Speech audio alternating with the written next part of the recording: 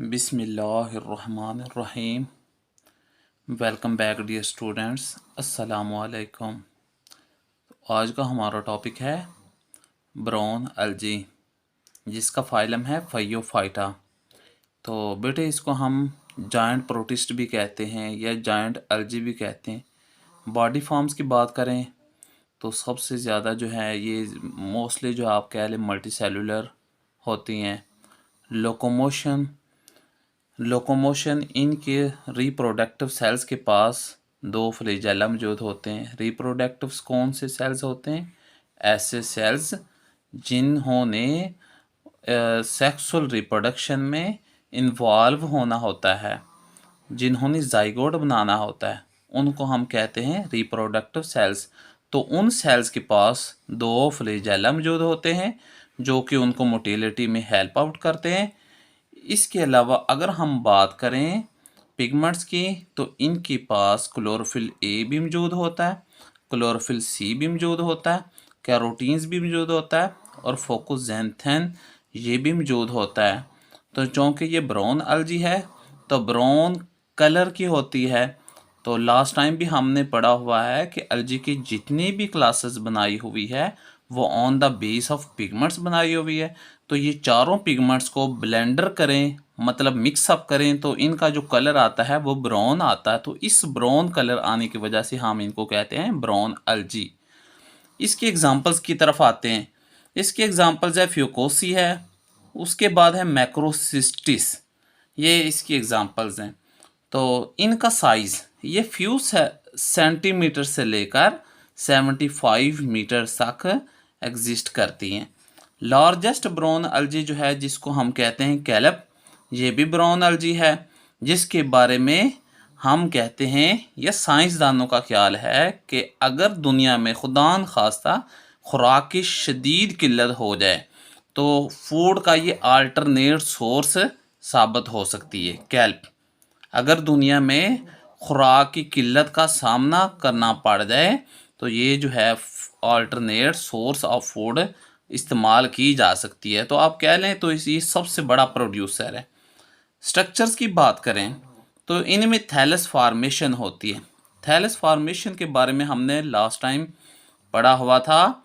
जैसे आपको डायग्राम में नज़र आ रहा है, इनके पास लीफ लाइक स्ट्रक्चर्स मौजूद होती है, स्टेम लाइक स्ट्रक्चर मौजूद होती है, इसके बाद रूट लाइक स्ट्रक्चर्स मौजूद होती हैं। लेकिन हकीकत में इस तरह नहीं होता।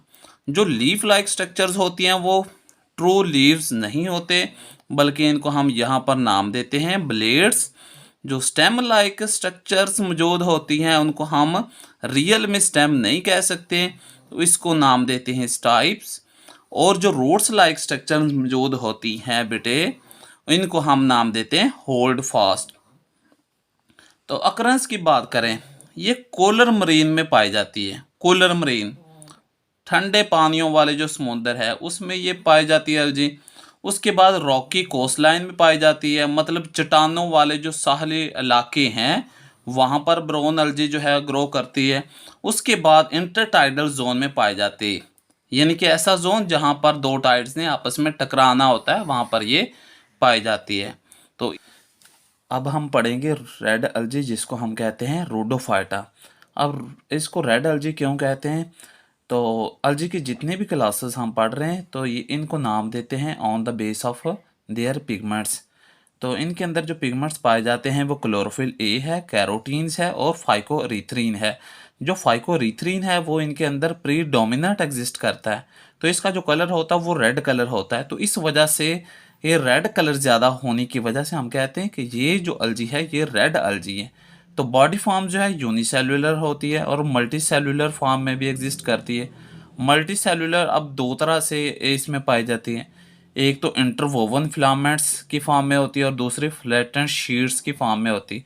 इंटरवोवन फिलामेंट्स में क्या होते हैं कि थ्रेड लाइक स्ट्रक्चर्स होती हैं और वो आपस में इस अरेंजमेंट के साथ जो है उलझी हुई होती हैं। तो फ्लैटेंड शीट्स में क्या होते हैं कि सेल्स जो है एक शीट्स की फॉर्म में अरेंज होते हैं। लोकोमोशन के लिए इनके पास कोई लोकोमोटरी ऑर्गन्स जिस तरह फ्लैजेला मौजूद नहीं होते हैं, तो ये नॉन मोटाइल होते हैं। तो attach to rock by holdfast, तो अपना जो है बेसल बॉडी जिसको होल्ड फास्ट कहते हैं, जो रूट्स लाइक स्ट्रक्चर्स होती हैं उनके ज़रिए ये अटैच होती है रॉक्स के साथ। तो इनकी एग्जांपल्स है कॉन्ड्रस है और पॉलीसिफोनिया है। इकोलॉजिकल इंपॉर्टेंस अगर हम देखें तो इनकी सेल वॉल कैल्शियम कार्बोनेट की बनी होती है। कैल्शियम कार्बोनेट की वजह से हम कह सकते हैं कि ये कोरल रीफ्स भी बनाते हैं, इनकी फॉर्मेशन भी करते हैं। अब कोरल रीफ्स क्या होते हैं? कोरल रीफ्स अगर हम देखें फाइलम सीलेंट्रेटा, जिसको हम नाम देते हैं नाइडेरिया, फाइलम सीलेंट्रेटा और नाइडेरिया के जो ऑर्गेनिजम्स हैं उन तरह के उनके पास दो तरह के रिप्रोडक्टिव स्ट्रक्चर्स मौजूद होती हैं। एक को कहते हैं मेडूसा, दूसरे को कहते हैं पॉलिप्स।